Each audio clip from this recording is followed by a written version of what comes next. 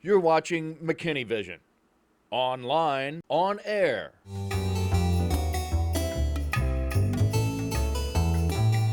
Christmas for most in McKinney kicks off with Dickens of a Christmas, opening up the holiday shopping in earnest. Ebenezer Scrooge has a better reputation than Christmas fruitcakes. Many call them boat anchors or doorstops. They indeed are maligned, and some of it is deserved. Deserved because many fruitcakes are put together with inferior ingredients. Sarah Halterman of Sweetheart Bakery maintains that fruitcakes for Christmas can be light and delicious. She has a special way of dealing with the fruit. Some mango that I've gotten that's been dried. I've gotten some cranberries, some sour dried cherries, some apricots. I also have some dates that are in my mix. And what I did was I macerated them, which is fancy name for just let them soak overnight, in a honey flavored brandy. Your dry ingredients are gonna be sifted into a bowl. So we're actually gonna start off with this flour, and I've got a mixture of some other traditional spices you would think of. And then you're gonna take your walnuts and you're gonna chop those up real finely. Okay, so you're gonna toss your walnuts in here. Now, one twist I like to make is, although I like walnuts, I also love pecans. And I like to think that that gives it a little bit of a Texas twist as well. So we put pecans in there. And then you're basically just gonna toss these to coat them. So the next step is we've got our wet ingredients started in our bowl. Inside of here I have some butter and some sugar. So I'm basically gonna set that on the mixer with a paddle attachment. And you're gonna whip that until it becomes light and fluffy and airy. While that's going, we're also gonna add 3 eggs. Okay, so I'm gonna stop this. It would probably need a little bit more time just to get a little more frothy, but we're gonna go ahead and stop it here. And I'm gonna scrape down the sides.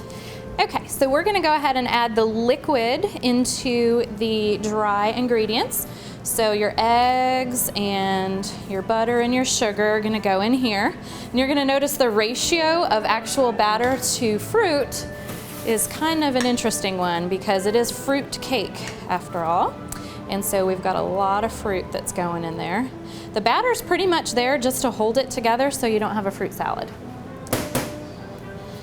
And then what you're gonna do is fold this all in until all of your dry ingredients and your wet ingredients are all incorporated. Then we're gonna go ahead and take our mixture and put it in. Now this has hardly any leavening agent in it whatsoever, so we don't have to worry about filling it too high. It's not going to rise. So what we're gonna do is put our cake in the oven. We're gonna have it be in there for about 2 hours, so it is a very long baking recipe.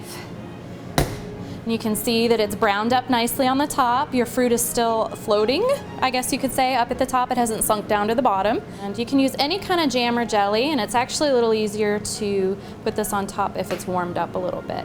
But basically, you just paint this all over the top. Put a little more on there. And it gives it a nice little flavor. I'm using a raspberry this time. And it also gives it a nice little glisten. Makes it look yummy. You can add just a few little extra fruits or something on top so that everyone knows what they're getting is fruit cake, a delicious fruit cake, not the one that your grandma might have had on the coffee table at Christmas time.